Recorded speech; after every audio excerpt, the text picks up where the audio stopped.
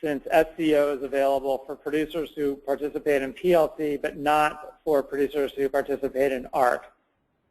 SCO is an option for producers to purchase county-level insurance to cover the difference between the coverage level of their individual crop insurance policy and 86%, essentially if there's a gap there.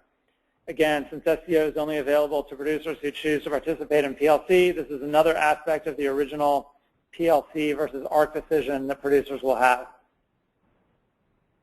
The Stacked Income Protection Plan, or STACS, provides premium subsidies to upland cotton producers to purchase policies that cover shallow revenue losses, those below the level generally covered by standard crop insurance policies. The program is in lieu of coverage for cotton under the new commodity programs, seeking to address the WTO ruling that found U.S. upland cotton subsidies distorted trade. And then a peanut revenue insurance product will be offered by crop year 2015, and at least 2 new pilot programs are authorized for commodities as well, not served by existing products. The crop insurance the crop insurance title also addressed the sod saver issue. Under the sod saver provision, if a producer tills native sod for production of an annual crop, insurance benefits will be reduced during the first 4 years of cultivation.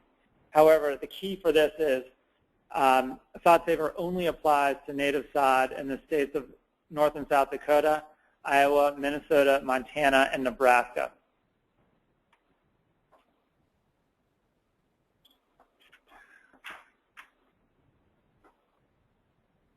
The bill also authorizes USDA to develop a whole farm revenue risk management product for diversified farms with at least 1.5 million, or with at least a 1.5 million liability limit. This product is to be available nationwide and include a strong diversification bonus. In the next few months, look for USDA, land-grant universities, and other organizations to have these models, and tools developed to help producers make these decisions. It's going to be important to fully read and understand all the new provisions and be prepared to obtain and retain crop insurance products tailored to your crop selection. So next we will move to the conservation title, Title II. In general terms, the Farm Bill streamlined and consolidated a number of the conservation programs, resulting in a savings of about $6 billion over 10 years. The Conservation Reserve Program, or CRP, acreage cap is reduced to 24 million acres by the year 2017. Current enrollment has fallen to 25.6 million acres. Up to 2 million acres of grasslands will be able to be enrolled in CRP. Funding for the Environmental Quality Incentives Program, or EQIP, and the Conservation Stewardship Program, ESP, has been increased.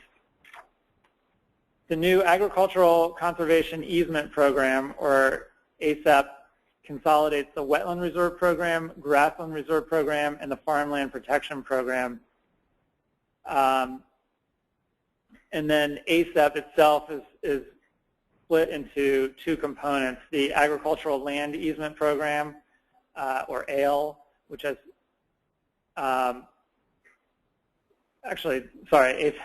ACEP has the Agricultural Land Easement Program and the Wetland Reserve Easements within it. So that's how the Wetland Reserve Program and then GRP and FFRP were consolidated into it. The new Regional Conservation Partnership Program, or RCPP, is designed to coordinate conservation efforts across states and programs to solve problems that must be addressed on a broader scale. So if there are local issues or regional issues that conservation needs to focus on, USDA will now have the tools to sort of focus on those issues and get producers in a certain region to work on those issues using tools in a variety of programs. The final bill retains the existing cost share differential for beginning, limited resource, and socially disadvantaged producers in the EQIP program, and also increases the amount of an EQIP contract that a farmer can receive in advance from 30 to 50%. The bill also retains the existing set-asides of dedicated funding for beginning and socially disadvantaged farmers within both EQIP and CSP. Also, the bill expands conservation incentives to include veteran farmers. The Conservation Loan Program is retained and increases the guarantee rate for a conservation loan to 90% for beginning and underserved farmers, which is on par with other federal farm loan programs, and 80% for other borrowers. The final bill also increases funding for the Conservation Reserve Program Transitions Incentive Program, which is a CRP tip, incentivizing retiring landowners to rent or sell their farmland to beginning and socially disadvantaged farmers. The bill provides $10 million for wetland banking so that producers who drain and fill wetlands can buy credits to partially mitigate environmental degradation. And producers who receive federally subsidized crop insurance are required to self-certify that they're in compliance with wetland and other such provisions. This is the conservation compliance piece to the Farm Bill. The bill states that if USDA does not review a certification in a timely manner, the producer must be held harmless even if found out to be out of compliance. Importantly, the Farm Bill added tribes as eligible entities to cooperate and participate in the Soil and Water Conservation Program, which provides assessments and planning for the conservation and enhancement of soil, water, and natural resources. In the past, USDA has worked with NCAI to gather input from tribal nations on conservation issues, as well as to identify barriers to tribes' participation in conservation programs.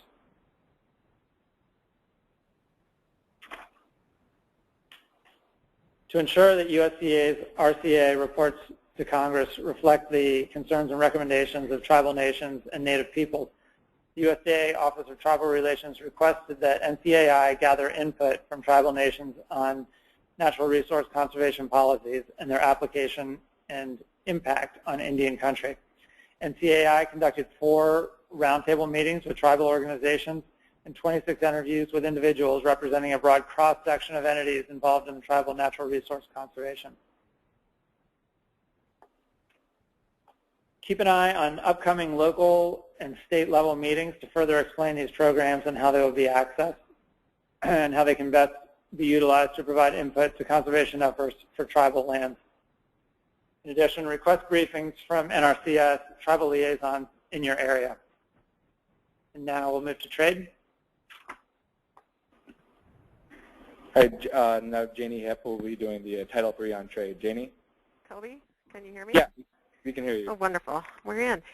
There's not too much to report in the trade arena with that particular Title III, although it's really important for tribes that are participating or are interested in participating in the Market Access Program, which is incorporated into the trade title, to reach out to Ross Racine, Nathan Nota, and Tina Voigt at Intertribal Ag Council in the American Indian Foods Program. That they've been participating and guiding tribes for many, many years through the MAP program and their important work on export readiness training and assistance to make sure that American Indian food products are incorporated into these very important international food trade shows continues to be very important to a lot of tribes.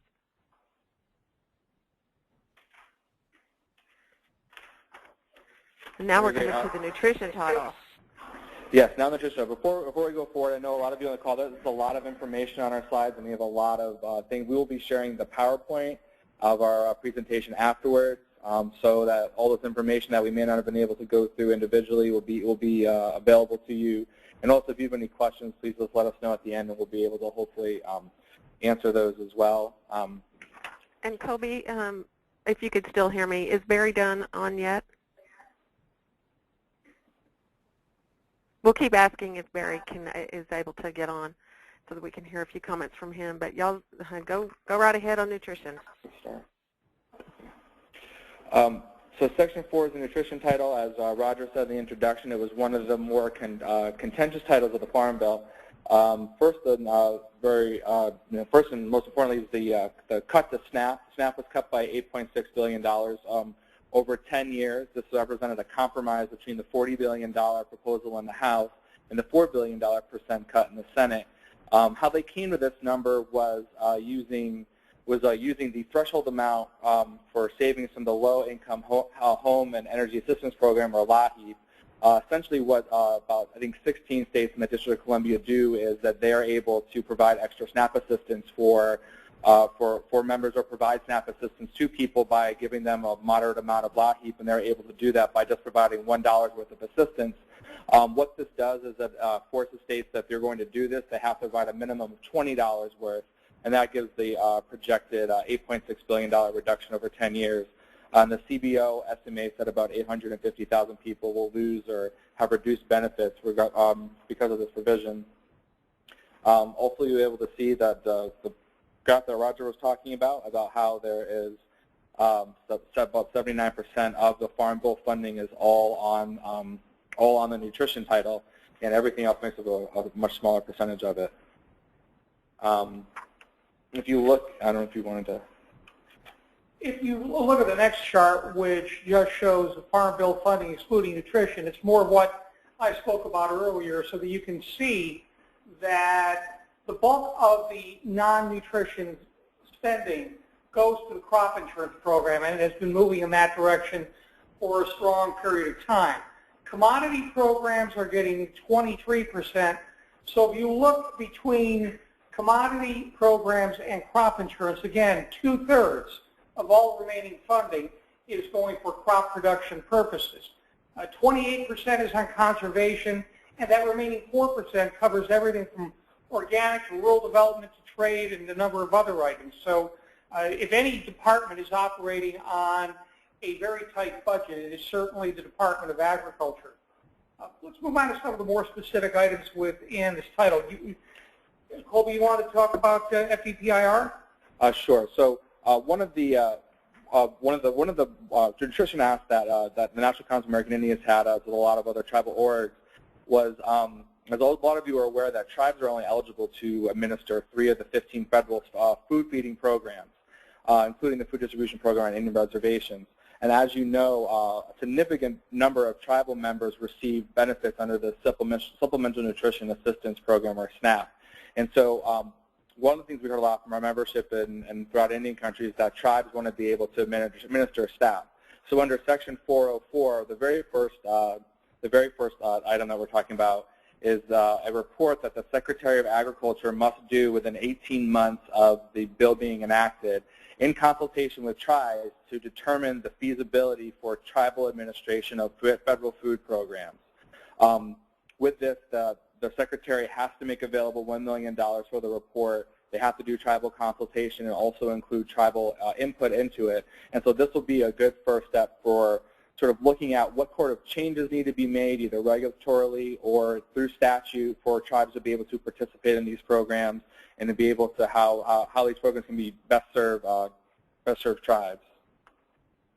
The next section in it is for the food distribution program on Indian reservations is the creation of a traditional foods demonstration project. And what this is it allows one or more tribal organizations to be eligible to purchase and include traditional and local foods where available in FDPIR. And one of the largest components of this is a provision on tribal consultation and technical assistance, where native farmers, ranchers, and producers would be able to receive information from USDA and be involved in the creation of a program so that they can see how to get their products eligible for the program and how to participate in it, and to hopefully build capacity within Indian country to be able to increase native food production and increase the ability to be able to have those into FDPIR itself. That program has an authorization of $2 million for each of the 5 fiscal years of the Farm Bill. And you're going to cover the managers encouraging with tribal organizations on third-party certifiers? Do you want to? Oh, I can do that. Yes. So in the manager's report, there is a particular section about the Agriculture Marketing Service, and they wanted to make clear that the Secretary here must work with tribal organizations to enable the use of accredited third-party certifiers, the existing infrastructures that exist on reservations, tribal land, and other possible extension agents or other properly trained or certified tribal employees or officers to certify products on reservations. And one of this is what was really important about this is that a lot of tribes, when they have to get someone to come and certify something, have to pay for the travel of that person for both there and back, and that can end up costing a significant amount for tribes, particularly due to the rurality and how far away the actual certifier may be. So tribes also have the ability to be able to have people who work with them in their own lands and their own employees be able to do this. So this is a step in looking at that. The next section is section 430, and this covers the donation of traditional foods in public institutions. This allows people to donate traditional foods, including wild game meat, fish, seafood, marine mammals, plants, and berries, to be used in child care facilities, child nutrition programs, clinics, lawn care facilities, and senior meal programs. It also includes a waiver of liability for tribe or tribal organizations against civil actions from food from the harm, from harm that may come from the donated food. And so this is another important provision that I think USDA is looking to implement as well. And so this will be something that your tribe or someone who would be interested in donating food to.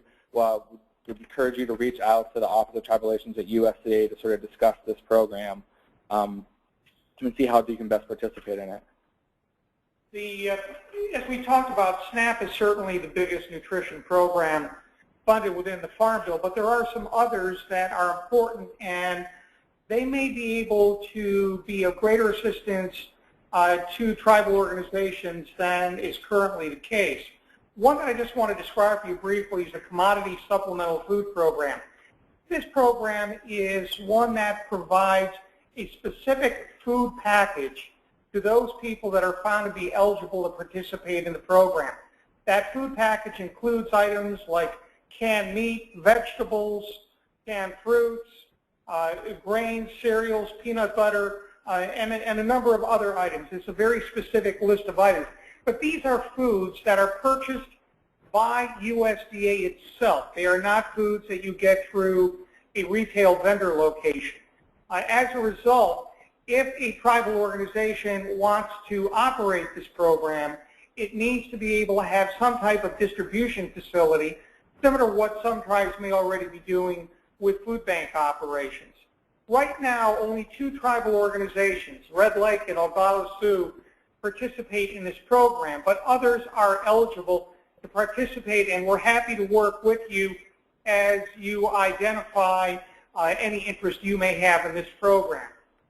Next, the Farm Bill also reauthorized the Senior Farmers Market Nutrition Program. Again, there was an effort here to merge this program into other farmers market nutrition programs and only leave a portion of it for senior citizens. But in the end, it was left as it is currently the case, that it is a senior farmers market program. And let me also go back for a moment with respect to CSFP. CSFP is an elderly-only program as well. So to the extent that you are looking at providing food assistance to the elderly population in your communities, this can be a very important and helpful program. Moving ahead, Community Food, Healthy Food Financing Initiative is going to continue. As you know, USDA has been trying to do more with healthy food financing, trying to provide incentives for locating vendors in areas where some of these food assistance excuse me, may be needed. The money is authorized subject to appropriation, and it will depend upon what happens with future appropriation bills. We are also looking at community food projects and allowing tribal organizations to be eligible for participation in these food projects. Many tribes already participate in these supported programs with tribal organizations. My apologies. A little tickle in the throat here. I want to jump ahead to another slide on the multi-agency task force, because this goes back to what Colby spoke a moment ago about with respect to purchases by tribal organizations of foods within their communities. We represent the American Commodity Distribution Association, which was pursuing this particular provision in the Farm Bill.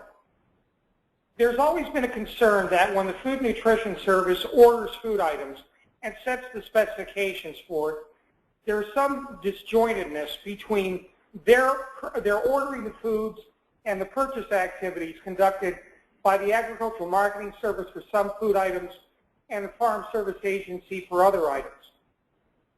We thought that we needed to have a task force composed of these agencies to come back and make specific specifications for improving procurement operations of these commodities. There hasn't been this level of detailed review across the agencies in the past 20 years, and we just thought it was time to bring that forward. Given that they're charged with making recommendations regarding efficient access to food and distribution of food, as well as the degree of which quality, quantity, specifications of food commodities align to the needs of producers and recipient agencies, this is certainly a major area where tribal organizations, we believe, have an opportunity to have an influence. This is going to be a totally internal organization at USDA, and they are required to provide a report to Congress within a year. But to that extent, since this is their charge, we now can use this as a point of leverage to go to talk with them about how we can improve operations in a number of these programs. Next, the Food Insecurity Nutrition Incentive Program was created. This is a new grant program to encourage increased fruit and vegetable consumption in the SNAP program at the point of purchase through increased purchasing power. There has been a small pilot project of this nature going on in Massachusetts for a couple years now called the Healthier Incentive Pilot Program. The effort here is to expand this and make it possible to get more direct consumer sales marketing locally for regionally produced fruits and vegetables. All right, thank you, Roger. Now we move on to Title V credit, and I'll hand it back off to Nathan. Okay, I'm going to start with a little discussion of the highly fractionated land program, which was reauthorized in Section 5402 and amended to enable the program to run more effectively, hopefully. Congress has allowed the authorized funds to be delivered in loans through an approved intermediary relending organization, and it authorizes the Secretary to make direct loans. I think that in the past, one of the issues was that there was some conflict between how USDA and Interior ran, and hopefully with the new program, those conflicts will be ironed out. The credit title also contains a microloan program, authorizing it in statute. USDA already has started on their own a microloan program, but under this statutory microloan program, a single borrower may borrow up to $50,000. In addition, the provision authorizes a cooperative lending pilot project for the Secretary to identify community development financial institutions to make microloans and to provide business, financial, and credit management to borrowers. I know that youth loans has also been a major area of concern. The credit title contains a youth loan provision addressing the problem of youth loan borrowers who default on their loans. Under the Farm Bill provision, if a youth borrower defaults due to circumstances beyond his or her control, the Secretary is authorized to completely forgive that debt. And again, this is in the Secretary's discretion. It's not the Secretary must forgive it, but the Secretary can, again, if the default is due to circumstances beyond the borrower's control. In addition, though, and regardless of the reason for the default, the provision states that the youth loan borrower shall not become ineligible for federal education loans because of a default. And this is a critical area that many youth loan borrowers found themselves sort of behind the eight ball if they defaulted and then suddenly were not able to get federal education loans. So this clarifies that that they will be able to get those loans. And this was particularly an issue that was raised by Ross Racine and the Intertribal Ag Council.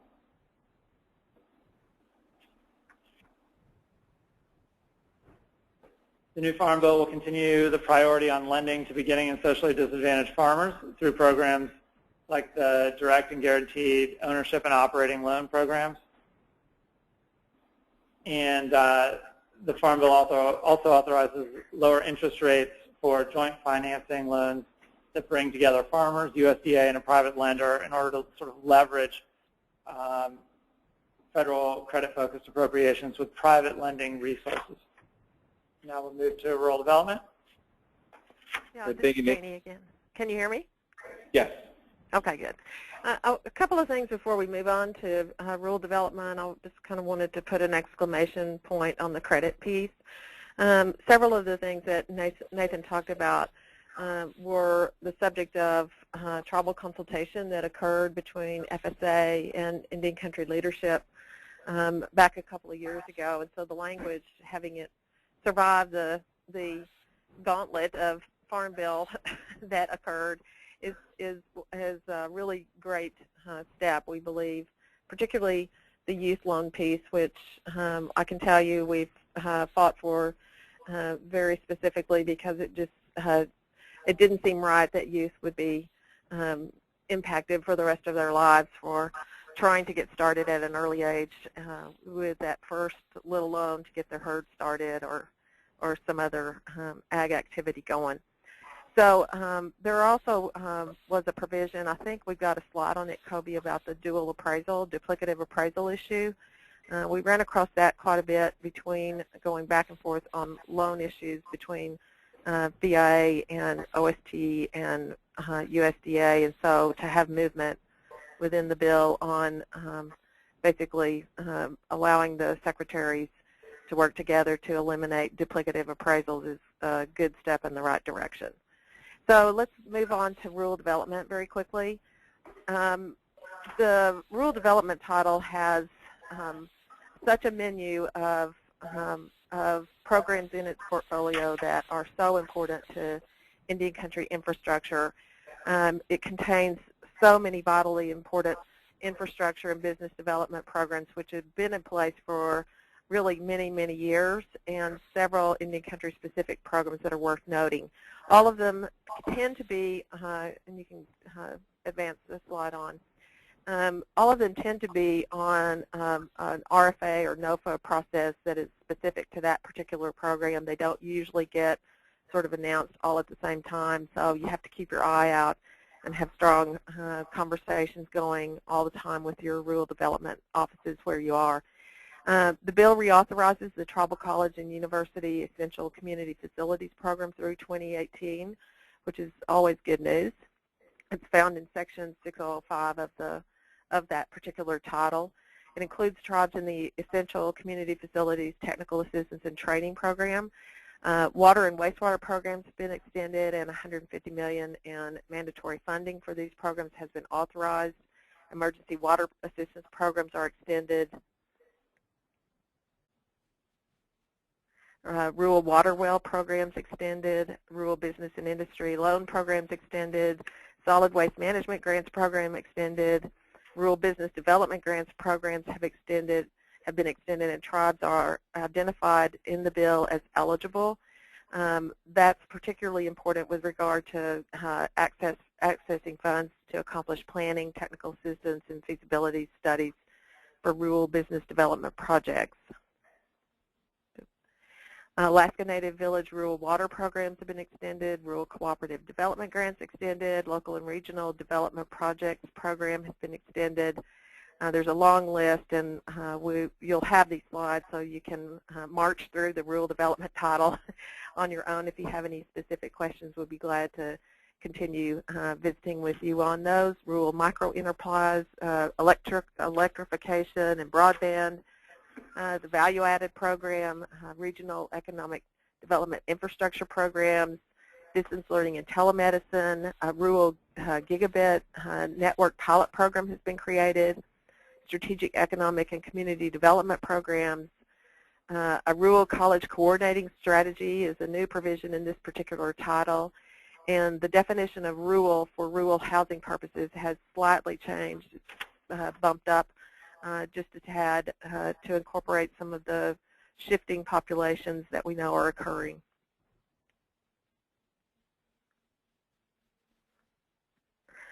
Particularly, we're going to draw attention to a few programs before we leave rural development. The Value-Added Producer Grant Program, in the bill, it's provided mandatory funding in a sum of $63 million over 5 years. And that is to assist farmers with the development of farm-based products differentiated by either adding value to the raw product itself or differentiating based on production process, physical segregation, or marketing. The bill adds veteran farmers and ranchers to the priority eligibility categories. And a couple of years back, Rural Development issued an administrative notice that is really kind of taking hold. The administrative notice that would carry on, under the new bill, provides some very important clarity for tribal governments and tribal food business enterprises in terms of how they can actually access the Value-Added Producer Grant Program vis-a-vis their business entities that they choose to do food marketing and food production under. So consulting that administrative notice at the same time that you consult the Value-Added Producer Grant Program itself when it's announced is extremely important. The Rural Business Opportunity Grant, RBOG, and the RBEG, Rural Business Enterprise Grant Programs, have been merged into one program. Under this bill, it's to be known as the Rural Business Development Grants Program, and it's going to have an authorization of up to $65 million in discretionary funding per year over 5 years, but no mandatory funding. A lot of tribes have used RBEG and RBOG in the past, so just keeping an eye on how this program will specifically roll out when rural development gets underway in putting some details under this new combination or merger of the two programs is going to be very, very important. There's lots of reasons, again, for tribal governments and tribal businesses and tribal communities to pay close attention to rural development in that particular title. They play an essential role in building our community's infrastructure and economic development needs across all types of business, not just food and agriculture businesses. And I really kind of urge you to reach out to your rural development statewide offices. And all of us probably on this phone know Ted Bulow very well. He's such a resource, as is the Office of Tribal Relations in the Secretary's office, to really walk tribal leaders through the various components of the rural development title. And I'm going to shift and just go straight on into the research, education, and economics title, which is Title 7.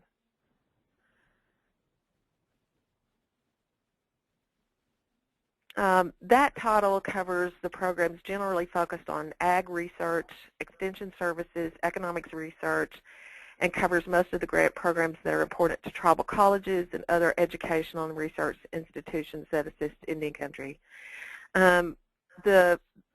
One of the critical things that I always go to when I look at a farm bill is who's in the list for tribal colleges in terms of who's been recognized as a 1994 tribal land grant institution.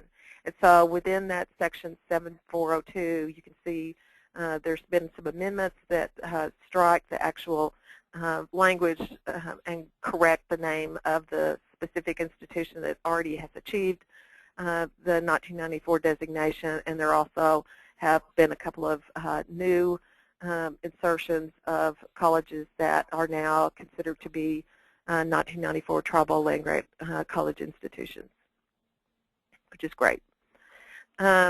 It also reauthorizes all of the sections that pertain to the tribal college infrastructure, the operating funds, endowment, institutional capacity building, research grants, and the essential community facilities program, which are all very important to the sustained operation of tribal colleges.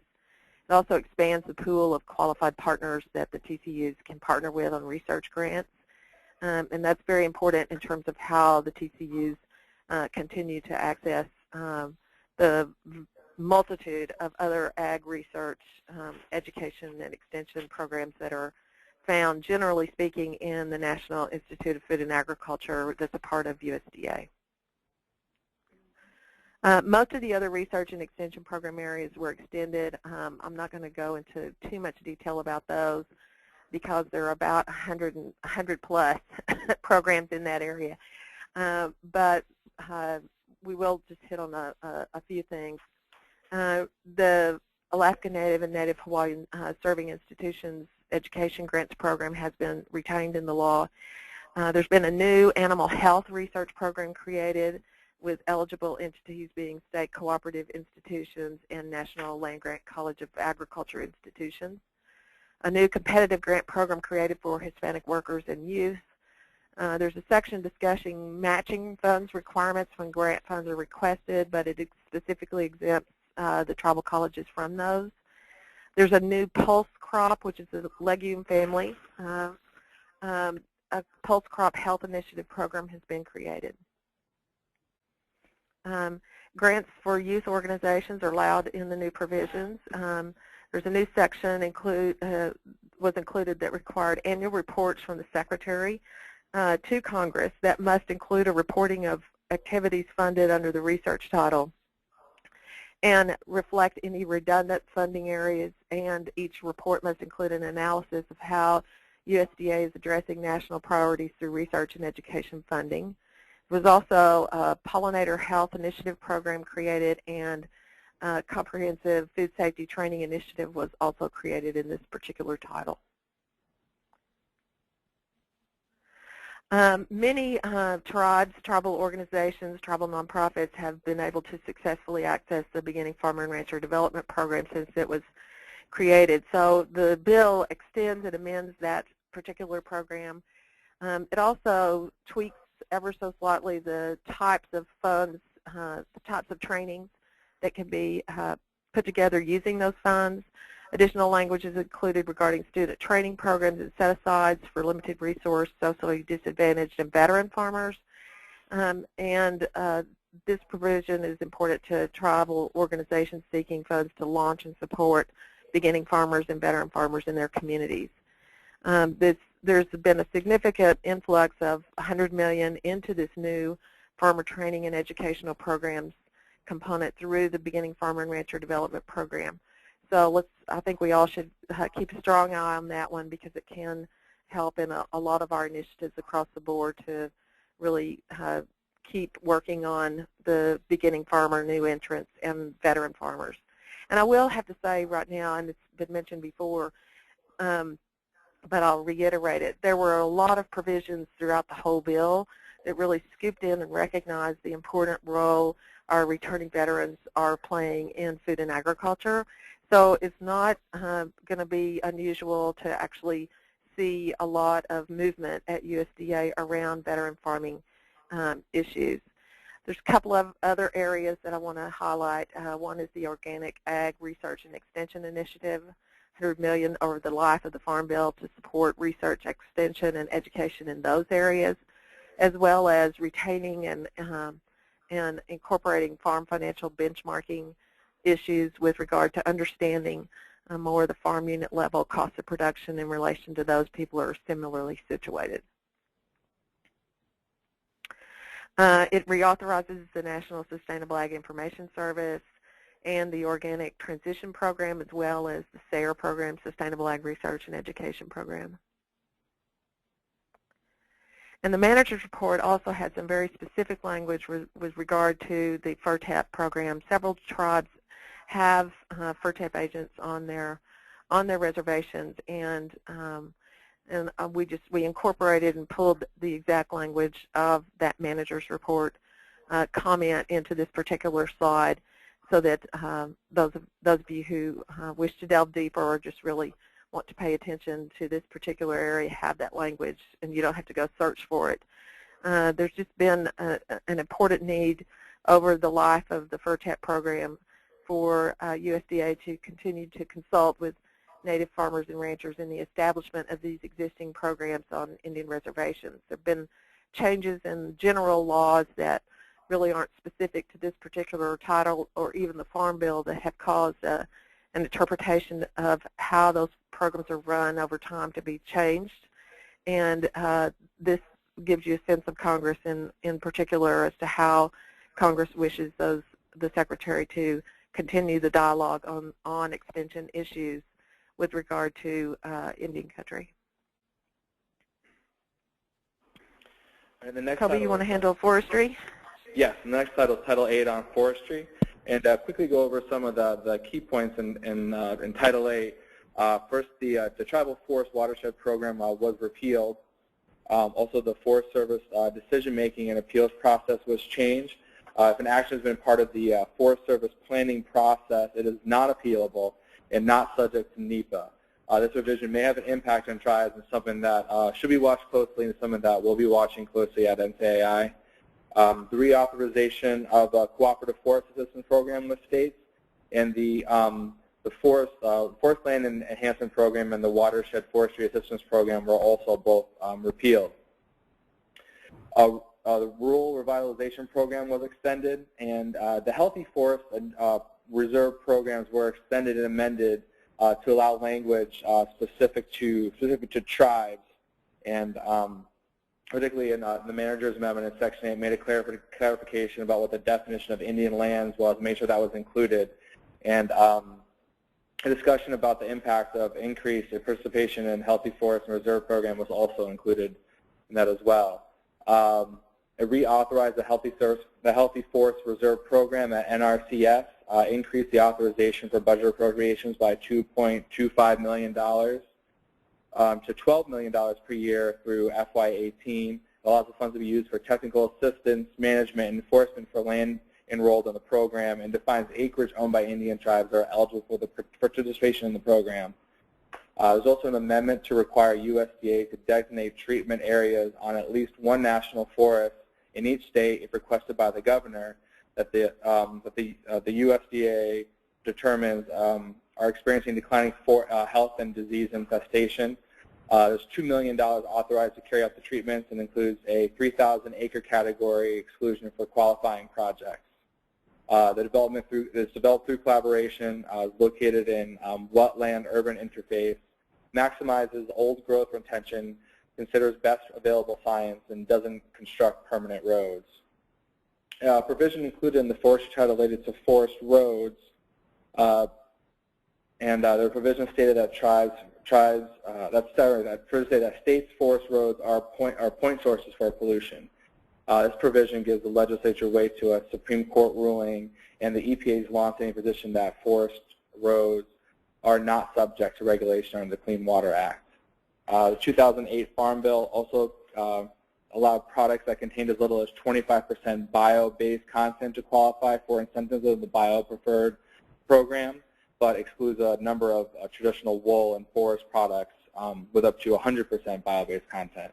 The 2014 Farm Bill amended this to allow forest products to qualify as bio-based.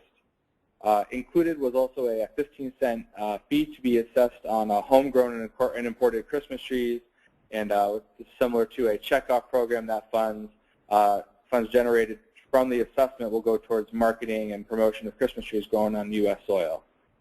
Also, in the forestry title has a provision to revise its current strategic plan on a forestry inventory and analysis, and to include an urban forest assessment as one of the elements of the plan. One of the elements of the plan goes as follows: the implementation and annualized inventory of trees in urban settings, including the status and trends of trees and forests, and assessments of the ecosystem services, values, health, and risk to pests and diseases.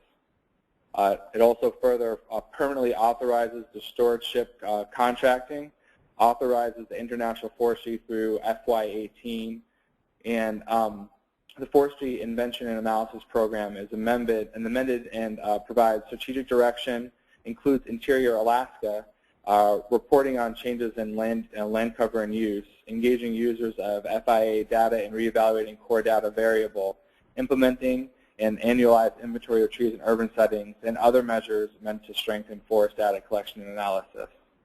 It also makes the Good Neighbor Authority available for states within the National Forest System or on BLL lands.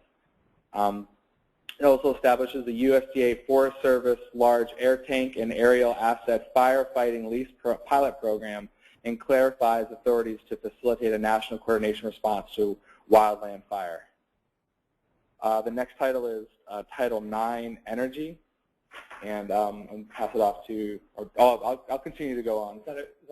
Yeah, absolutely. I'll continue to go on and do Title 9, Energy quickly. First, the forest products are included in bioenergy programs. Bio-based markets programs were extended and amended. Biorefinery assistance programs are included in the Farm Bill. Forest products included in the bio-preferred and bio-based programs and requires coordination with Forest Products Lab for eligibility determinations. The Rural Energy in America program, or REAP, was extended and amended. Biomass Research Development program was extended and amended. And also the feedstock flexibility program for biomass research was also extended and amended. The Biomass Crop Assistance Program was extended and amended as well. It has a $25 million mandatory annual funding and provides assistance to owners and operators of agriculture and non-industrial private forest land who wish to cultivate biomass feedstock for sale to energy producers. It allows expiring CRP acres to be enrolled in BCAP and includes eligible materials collected or harvested on National Forest System or in BLL lands. There's also a biorefinery program, which was renamed the Biorefinery Renewable Chemical and Bio-Based Product Manufacturing Assistance Program. It will continue to offer loans for renewable energy. The new bill extends the program to assist the promotion of renewable chemicals and bio-based manufacturing production facilities. Funding this program is discretionary with $75 million funds set aside through 2018. REAP emerged as a with a permanent funding baseline, meaning if Congress fails to reauthorize the Farm Bill again, 5 years, REAP will continue with $50 million in mandatory funding per year. The Farm Bill does not include ethanol blender pumps as a renewable energy system within REAP, and the final legislation repeals REAP support for the renewable energy feasibility studies. It also includes $125 million over the next 5 years for BCAP and dictates that not less than 10% or more than 50% of BCAP funding for each fiscal year can be used for CHST payments. The bill not only retains CHST, but also expressly recommends its scope to include the removal of Title I commodity crop residue from farms. The Bioenergy Program for Advanced Biofuels is intended to deliver production payments for the advanced bioenergy sources, including biofuels and power. The program will receive $15 million in mandatory funding annually. The Forest Biomass and Energy Program at the Forest Service is repealed, and the Farm Bill also reauthorized $5 million in funding for the Community Wood Energy Program through 2018. Next, we're moving on to Title X and horticulture. The horticulture title has a number of provisions of interest that we're just going to hit over very quickly, and then certainly look forward to any questions that you may have. But especially crop market use allocation programs have been extended. Farmers market and local food promotion programs are extended. Organic agricultural programs are extended. Food safety education initiatives are extended. Specialty crop block grant programs are extended and amended. There are more studies on local and regional and food production and program evaluation. These are all things that a lot of specialty crop producers across the country have been interested in, and particularly as we hear greater interest and attention on consumption of fruits and vegetables, this title is increasingly important to a number of those producers. In particular, the Farmers Market Promotion Program has been expanding into the Farmers Market and Local Food Promotion Program with $30 million in annual mandatory funding, and 50% of the funding will go to direct marketing, with 50% going to non-direct marketing, regional food enterprises, and supply chains. We're looking at new funding for specialty crop block grant programs to promote those commodities. And this is up from $55 million at the end of the last Farm Bill cycle. So one of the few areas getting a noticeable increase. There is a new additional dollars for specialty crop block grants program to provide assistance to state departments of agriculture in enhancing the competitiveness of crops, including food safety and child nutrition. Again, going back to what I talked about a moment ago. We know that some tribes have received funding through this program. This is another opportunity to say what programs are out there that we can take even better advantage of.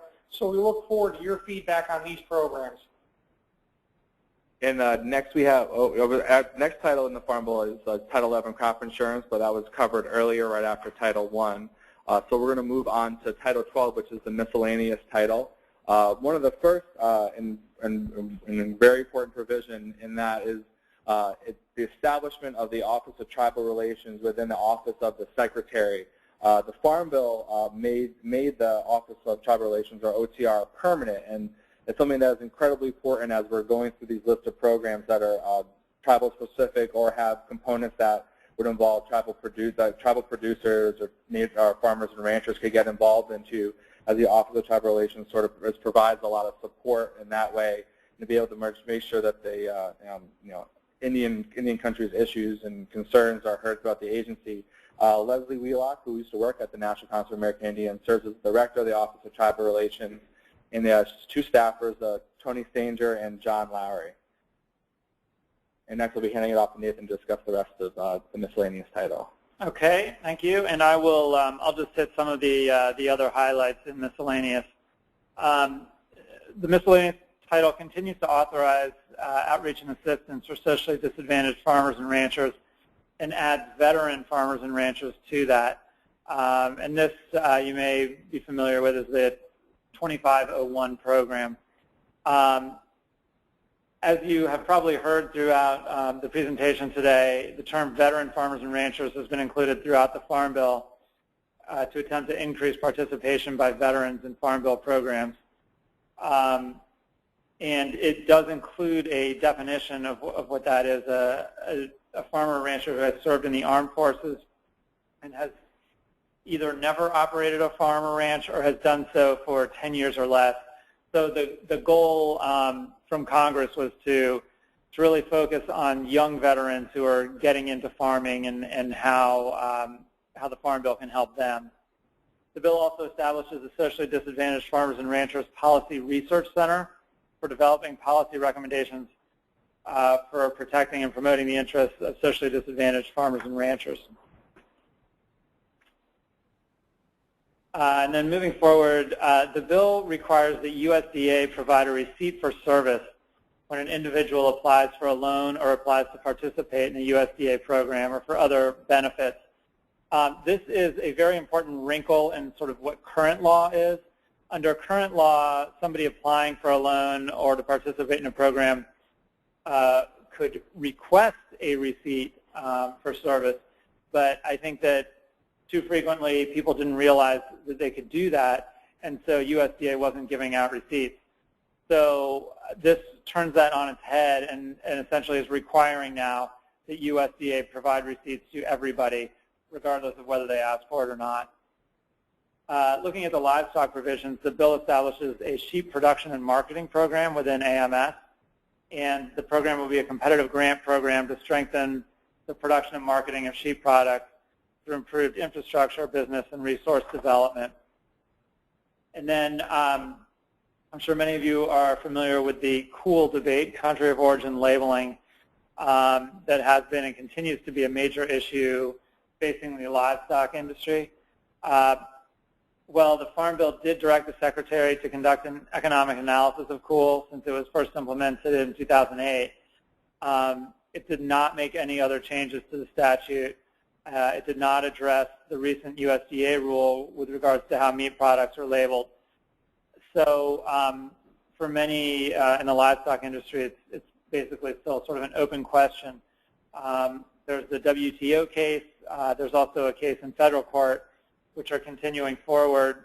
And as the slide indicates, we expect to hear WTO's ruling in June and possibly the federal court ruling before that. So we could see some action from Congress on this issue in the next year or two. In order to increase participation by limited resource beginning and socially disadvantaged farmers, premiums under NAP, the Non-Insured Crop Assistance Program, have been reduced in the Farm Bill for individuals in such groups by 50%. We'll turn to FDA's proposed rules implementing the Food Safety Modernization Act here, and the Farm Bill really tried to respond to some of the concerns that they've heard, that Congress has heard from producers on those rules. The bill requires that when FDA publishes the final produce rule, FDA has to include scientific and economic analysis of the impacts that the final rule will have on agriculture, as well as a plan for evaluating and responding to the impacts of the final rule once it becomes effective. So it also sort of looks forward and looking at the economic impact. FDA has clearly received the message that they have to address the concerns raised by agricultural producers when finalizing their food safety rules. However, it's now incumbent on producers to continue to present their ideas and concerns to FDA and fully participate in both the final rulemaking process for the food safety rules, but also participate in the scientific and economic analyses that FDA will be producing here. The Farm Bill also amends the Clean Water Act to exempt certain silviculture activities from the NPDES permit requirements that EPA has. And specifically, an NPDES permit will not be required for discharges from runoff from certain activities, including nursery operations, site preparation, reforestation, thinning, prescribed burning, pest and fire control, harvesting operations, or road construction and maintenance.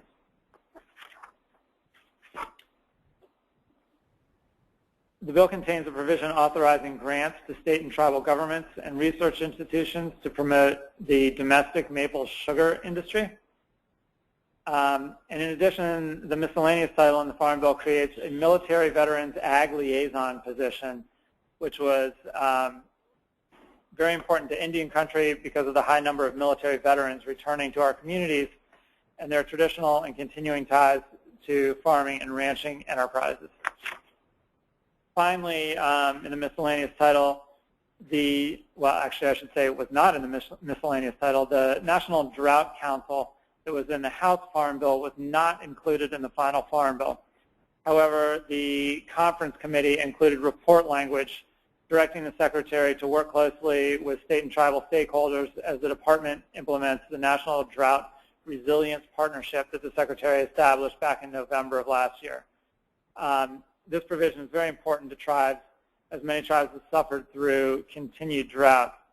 Having a tribal voice in the Drought Resilience Partnership is critically important. And that is all from the miscellaneous title. Okay, and I'll hand it over to Janie to just do a quick discussion of the additional information and budget discussions. And can you hear me? I hope so. Yes, we can. And first of all, thank you for everybody who's hanging with us and staying on for all of these slides. And we know it's a lot of information, and we just wanted to be as thorough as possible and err on the side of giving you a lot to think about and to ponder over. And as Colby said, we will remain available to everyone for further questions.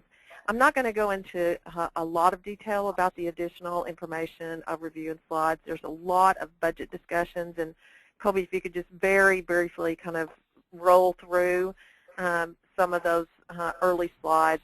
We've tried to provide you as much information as we could surface up. There's still a lot more left about how some various provisions actually look in terms of funding over the next several years. Colby, you could proceed. And again, some additional budget discussion.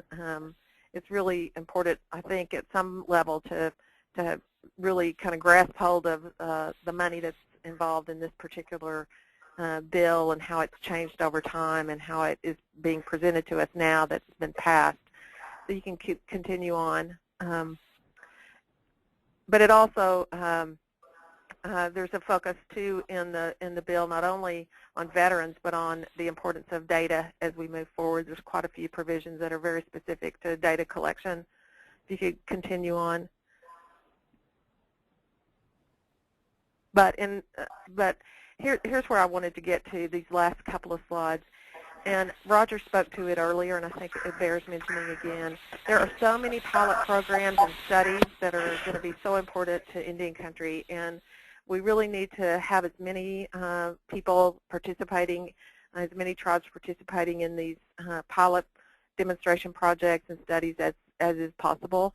And so this and the next slide, we really tried to surface up several of those pilot programs so that you could get a sense of them quickly as to what you should keep an eye on with regard to your interests at your tribe. The other issues that we threw into this pilot programs authorization list were some that we knew that were going to either need to be watched very closely. For instance, the large air tanker and aerial asset firefighting recapitalization program.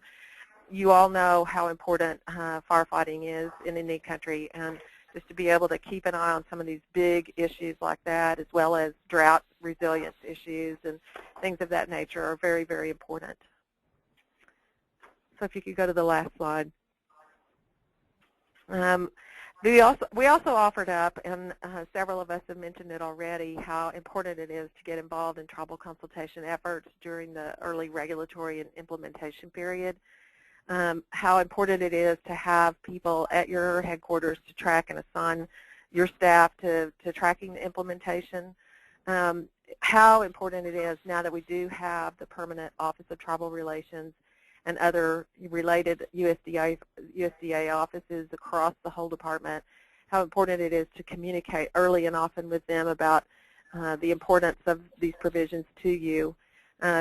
It really, though, comes down to a tribal-specific, tribe-by-tribe, government-by-government, farmer-by-farmer assessment of which of these areas are the greatest interest to you particularly. It's really important for us across Indian country to seek and obtain chairs on task forces and study groups so that our voices can be heard on continuing important emerging issues. And as the regulations emerge, we are going to have to read them, and we're going to have to comment on them and stay engaged as these things get implemented and rolled out. There's going to be so many opportunities for Indian country in this new farm bill, and Barry was not able to get on the line with us, but he and I talked earlier about how important the signals are in this farm bill to Indian country, particularly in Indian country food and agriculture and nutrition and health, and if we can just take advantage of this moment in time and really get very close with USDA and help Leslie and her staff as much as possible in terms of getting this farm bill implemented in a way that really will keep those signals moving very quickly and very strongly in Indian country, we'll all be the better for it. As Stacy said earlier, we're going to continue to work together across OFW and NCAI, the initiative here in South Dakota State, and others who wish to join us on the heavy lift, but we will continue to be available to you all and to keep talking about these issues and helping as much as we can everyone involved to access these programs as they start to roll out, in some cases very quickly. And so Colby, I'll thank everybody from the bottom of my heart for being on the webinar today, and Colby, we'll leave it to you to have the final word. All right. Thank you very much, Janie, and thank you to all of our presenters, Nathan and Roger from OFW, and all the introducers. That was a lot of information on the Farm Bill, but we went through the slides very quickly. As I said, again, we'll be sending out the full PowerPoint with all the information, so you'll be able to have that to maybe go over some of the more points. We'll be opening up to a few questions now. If you have any questions, you can hit the raise hand button on the right-hand drop-down menu, and you should be able to do that. So does anyone have any questions for us at this point?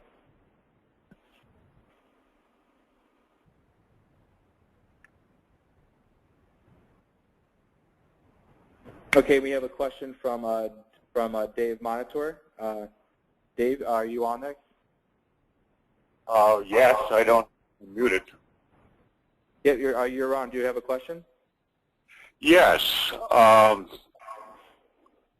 would respectfully request the assistance of Leslie and Janie and others in establishing a matrix capturing the relevant titles and programs specifically for reindeer herders in Alaska. We're talking severe I just came from a meeting with reindeer herders. University of Alaska just recorded a temperature in a high-altitude reindeer pasture of minus 96 degrees Fahrenheit.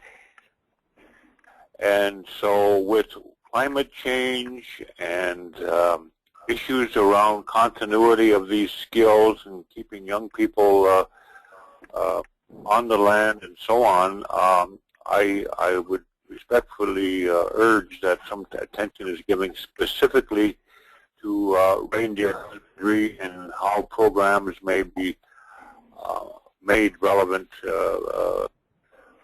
for this huge opportunity in food security in Alaska. Colby, can I speak to that? Yes, please. Yeah, Dave, thank you so much for bringing that up.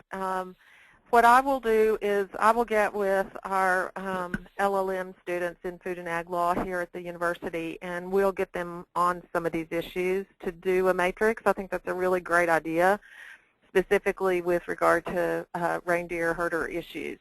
And thank you for bringing it up. But Colby can speak to climate change issues because they are so front and center, obviously.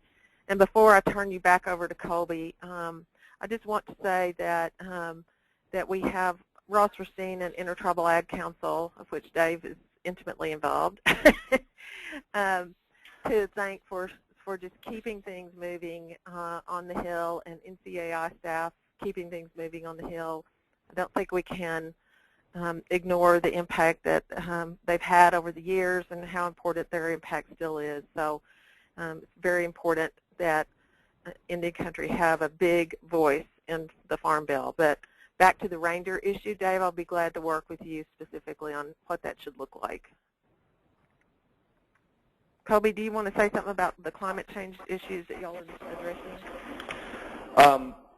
Obviously, climate change is of a big concern for us, and we've been working on that. And as a lot of you on the call know, the White House Task Force on climate resilience and readiness has two tribal leaders who both sit on it, and we've been working with them and being able to try to get as much information to them as possible on it. And so that's something that we're taking seriously. One thing I would say is that our mid-year conference is going to be in Anchorage, Alaska, the week of June 10th through the 13th, and we will be doing a climate change session there.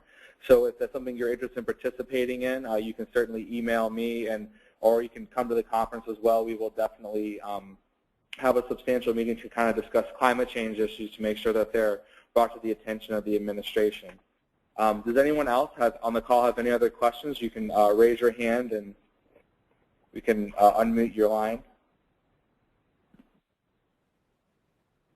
If Barry's still on, maybe he could.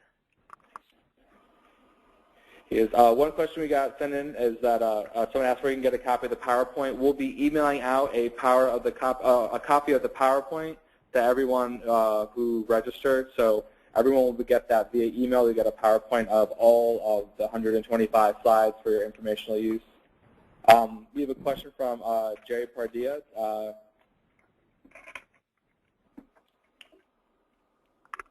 I don't know if you have logged in for your mic. Jerry, if you can type in your question, I can answer it for you. I just also sent you an audio pin, so if you can enter that in on your phone, I should be able to unmute you and answer your question.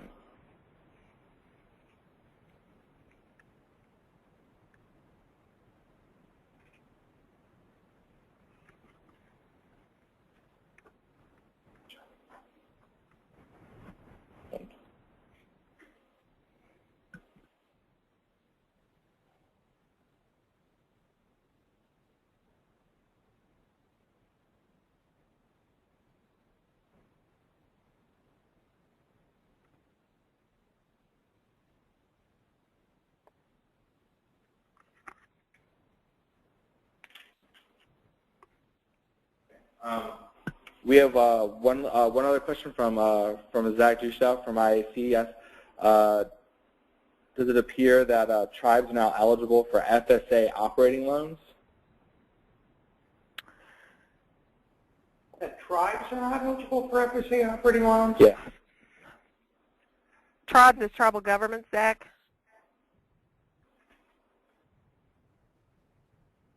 I'm assuming that's what it would depend upon the context in which way the farm is operated. I mean, if it was a farm operating similar to a corporation, then it would be a similar vein. But otherwise, it would be based upon an individual producer. Yeah, and right. And the Farm Bill did try to capture many different entities, but that may come down to how the regulation is written. That is definitely something that we can touch base with USDA on and try to get a read from them. And this is Janie. And Zach, as you and I have talked about many times, some of this comes down to how the actual operation is incorporated as a business entity. And you know, it's really, really important that that those kinds of details are paid attention to, as you know, and as IC educates to all the time. But yeah, it's the other thing I failed to mention in the context of all of these, all of the Farm Bill is the Farm Loan Program also just released a notice of number 665. You can find it online. That discusses the use of existing regulatory flexibilities to lend in credit deserts or areas with unique circumstances.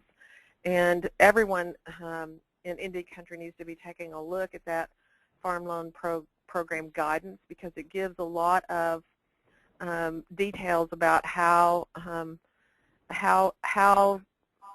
loan officers can look at individuals who reside in areas that are either highly fractionated, have very little limited access to banking infrastructure, et cetera.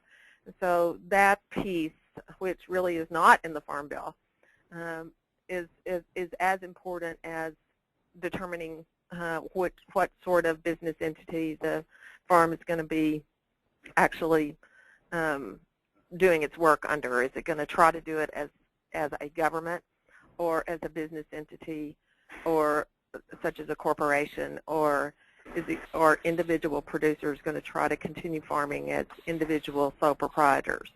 So it totally depends on how the regs are written, and it also depends on how the tribal government or the tribal business entity iterates itself as it prepares to farm and ranch. Okay, thank you, Janie. The next question we have is from Cheryl Shippentauer. She asks, how will the BIA superintendent and staff be notified of eligible programs for trust lands on reservations? Wow, that's a really good question too, Colby. That might come down to a role that NCAI can play. I think it's very important to encourage USDA to sit down and discuss with the proper authorities, both at the national and at the regional offices of BIA and OST for sure, and give them a similar briefing on the various components of the Farm Bill, because them having a working knowledge of this new law is as important as anything. And I think you'd have to speak to Leslie and see kind of what the plans are, but a couple of years back, there was an MOU executed between USDA Farm Service Agency, NRCS, and Rural Development with BIA to encourage greater coordination. So I think, you know, the briefing on either side to those various offices definitely falls under the context of that memorandum of understanding, which really was looking at how can those two federal agencies work more closely together, and this is an ample time to do so. Thank you. The next question we have is from Jerry Pardilla from USET. He asked that the 2007 census of agriculture data showed a significant increase in American Indian Alaska Native farm operators. Do you have figures for the 2012 census He anticipates an increase of native farmers, a substantial extension of programs to support youth, veterans, beginning farmers, and ranchers. I know that USDA just started releasing the 2012 Ag Census data last week. I know they have an initial report, and I don't have the number offhand, but I know the number of native farm operators increased slightly. So that is information we can send out, and I'd be happy to include it with an email that we send out to everyone. And Jerry, I can also email that to you as well. I don't know. Yeah, and Jerry, the other thing to keep in mind, and I was told this just recently, is, and I think it's a part of any press release from USDA, that the census data that was released last week is basically the first crack at it, and it is pretty high-level information. But over the next several months and into probably the early summer, like May-ish, they're going to continue to release more details that flowing from the 2012 census. So some of it we've already got, and Colby said, yeah, he can send it to you, but I'm looking for the more detailed information, which I'm told is not going to be available to us till about May, but it's coming. Okay, great. Are there any last questions regarding the webinar or the Farm Bill in general?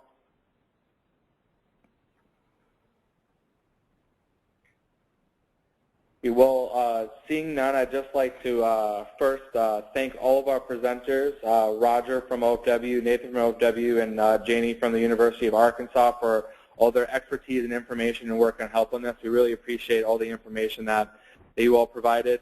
Thank you to all of the attendees for joining as well. As he said, we'll be sending out the PowerPoint information to you all, so you all have that, and you have our contact information if you have any other additional follow-ups. Also, this webinar has been recorded, so that will be posted and made available online, so you can come back and find your favorite parts of them and replay them. In the meantime, thank you all again for joining us, and have a good afternoon.